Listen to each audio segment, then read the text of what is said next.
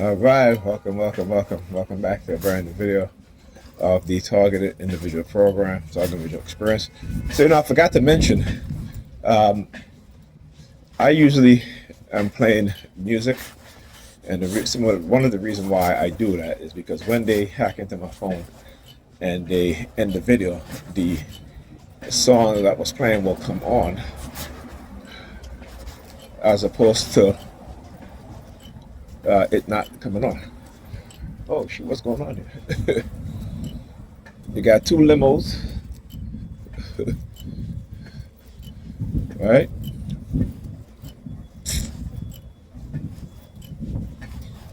So yesterday, when they hacked into my phone when I came over here, one thing I forgot was that the song that was playing on my Spotify did not resume. Right? Because whenever I end the video, the song I'm playing on Spotify, it resumes. Right? So when I record, it pauses Spotify so I can record my videos. And then when I end the video, I'll stop the video, stop recording. It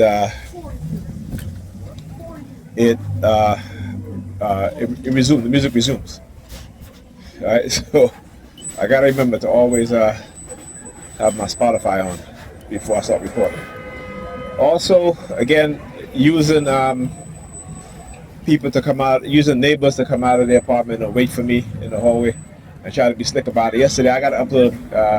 I didn't think I uploaded the video, but I need to upload it. The next door neighbor, Pam, next door neighbor, came out into the hallway, and she's standing by the elevator. So like I heard her door open, and me and my daughter was getting ready to leave the apartment. So she stays in the hallway in front of the elevator. Me come out, then she turns, and I'm thinking that I'm saying to myself, okay. So I said to my so my daughter was zipping up her coat in the hallway.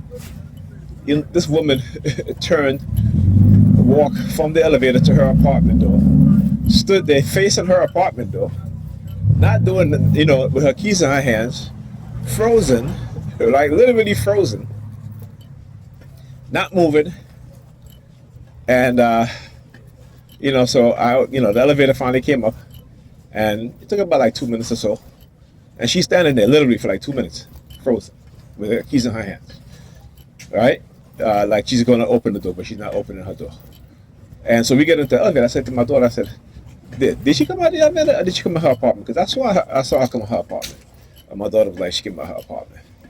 So I don't know if they're doing that as a way to try to manipulate me into thinking that she's, under control, using radio wave and microwave frequency, right? So sometimes they'll want me to believe stuff like that, right? Simply because, again, try to make it seem like they're doing this to everybody in terms of controlling them in that manner. And I know that's not true. All right? Because I can show you some clear examples of how they use silent sound to manipulate people. All right? Because, that wasn't a synchronized movement. Okay? She came out of the elevator first. She came out of her apartment first, while we were still getting ready inside to come out. So anyway, so then I come out the apartment, and they had another neighbor, tall black dude, sitting on the steps. Right, sitting on the steps now, tying his shoelace. And I'm saying to myself, okay. I know whenever I leave the house, I tie my, human behavior, right? When you leave your house, you tie your shoelace first. You don't go outside your house and sit there on your stoop or your steps. And if you live in an apartment building, sit on the steps tying your shoelace. All right, and I can tell he's been sitting there for a while because as I was getting ready, I had to put on my shoes, which is I do in the kitchen, which is close to where the door is. And I didn't hear any apartment door open or close. And before that, I was in the living room. So he was out there for a while, just waiting for me. And of course, you get in the elevators doing hand signals, shit like that. And as he exit out the elevator in front of me, he lifts up his leg backwards. I guess want to show me the bottom of his shoes. And of course, the bottom of his shoes, the color is black, right? And then he's sticking his finger in his ears.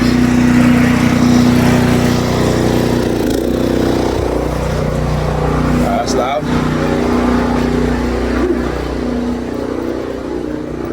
All right, that's loud. That's loud. That's loud. Yep. So, like I said, so for 2 days in a row, they have gone back to using the neighbors in Pam's building to target me.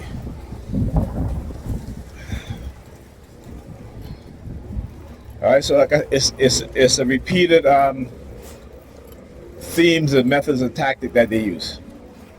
All right, and they it's all the same, but there are many, and like I said, being able to study what it is that they've been doing through observation of these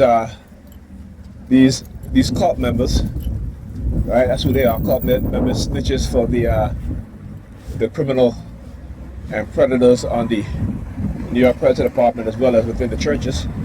Right, because again, cults are when it comes to religious organization, the religion organization is one of the biggest culprit in terms of forming cults. Right, sometimes you have multiple cults within a religious organization, each doing different things, right?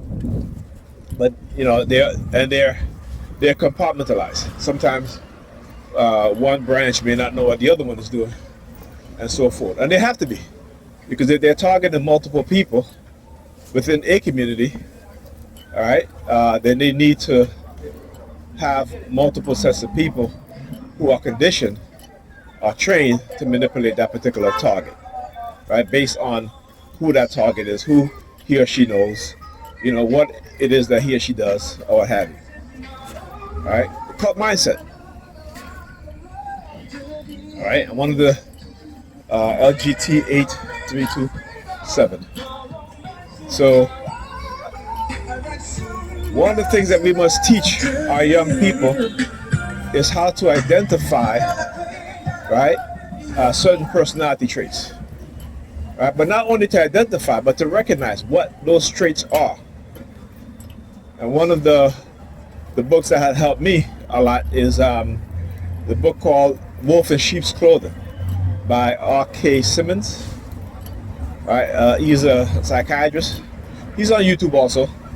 He talks about the individual personality types and personality traits and how to identify those things. Another YouTuber is Tamala Man. Is her name Tamala Man? She's a black psychotherapist.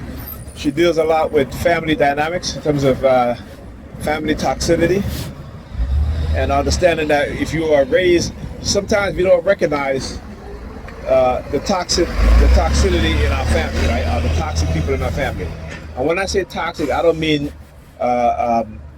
like it's always going to be the extreme kind of toxicity, right? So, you can have, for example, parents raising their children in religion and don't teach them anything else.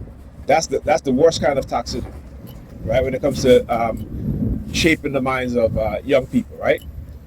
Not talking to them about certain things because, your religion forbids it. That sort of thing, right? Not teaching them about, if they're black, not teaching about white supremacy, and trying to tell them that, teach you assuring that racism does not exist, and there's no such thing as racism or white supremacy. Again, that's toxic, right? And a lot of Negro parents are toxic in that manner. Now, another form is where you have family members who are jealous, envious of each other, right?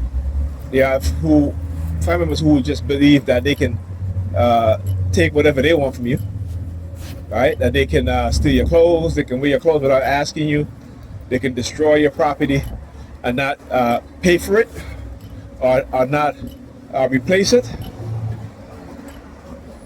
All right, so that's another form. All right, and some of them will feel like that they're bigger and badder than you, and will try to bully you. Right? So those kind of things, and understand that within those family dynamics is what creates mildly narcissistic to highly narcissistic people. So I'm not going to just say it's highly narcissistic, okay? All right, see, narcissistic people cannot recognize their narcissism, particularly those in the higher scale. And within the society, even aside of your family dynamics, within the society, this society breeds narcissistic people. They have to. Why do they have to? Because this is capitalism, and capitalism is about competition. All right, and so what they've done is create competition on all levels. They've created competition where there's no need for competition. Understand? So therefore, again, you got a society, particularly in the West, that breeds highly narcissistic people. And the most extreme of these people are the Caucasian people, particularly when it comes to the relationship with black people in particular, but also Hispanic people also, and also Asian people, or I should say other people of color, because they will use them, right? They will use them, manipulate them, and use them for their benefit, right? And they're very convincing, just like you see how they use the Asians to get rid of affirmative actions, and now Asians are even at a worse position in terms of getting into these Ivy League schools. LGE 7232. Again, all these vehicles that are new, this is number 32. Right? So using Asians, making them believe that because they use the model citizens, and because white supremacy has exported itself across the globe, so you have Asians who feel very welcoming and very good being called model citizens. Right? But again, that's not the majority of Asians. Are not, I should say, they're not the majority. There isn't a majority of them that are in that category. So even when you have the Asians who live in who are poor, living in poor communities with other people of color, they view themselves as model citizens also, right? But no, they are not who they consider model citizens, right? But they still view themselves as such, right? So again, using them to get rid of affirmative action, not understanding that white women are the biggest recipient of affirmative action, of DEI, of welfare, and villainizing black people, and black women in particular, as the face of these things, right? So they will claim, that that black women are the face of welfare queens, that black women are, the most educated, which is a lie, because and what that does is creates the narcissistic personality trait within black women who believe the lie without even researching it, and then they will throw it in their men's face. You hear black women say, well, we're the most educated group of women in America. We're more educated than black men. You hear them say, and again, they're not, in terms of the education, they're only a couple percentage above black men, right? But they will tell you that. They will say black men cheat all the time. But again, when you look at the reality, it is black women who cheat all the time. That's it. They're European women who cheat all the time, right? So if you look at the studies, the statistics, right? Black men cheat at 27%, That's for those who admit it, right? And black men are probably the ones who are going to tell the truth more than a woman, right? And then black men at, I'm sorry, black women, no, black men at 27%. So black women cheat 24% of the time. And you know they're lies, so you know the number is probably higher, right? HXA 2322, right? Okay. So let's look at how you know that it's the woman that cheat the most. Right? When you look at paternity, right? Paternity fraud. You look at the percentage of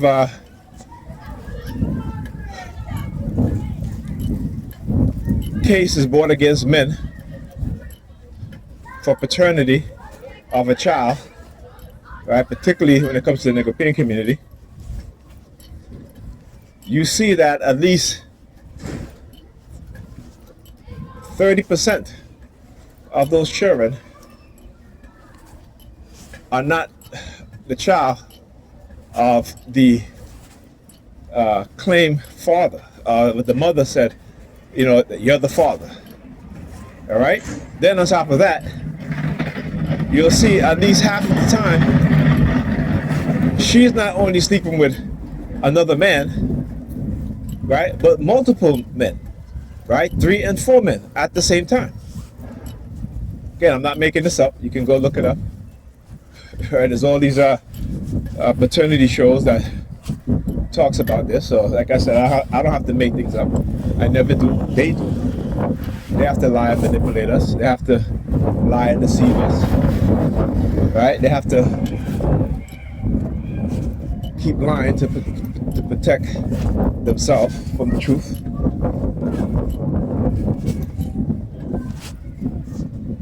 All right. So again, don't be surprised. We'll talk about this later. So I'll see you guys next video.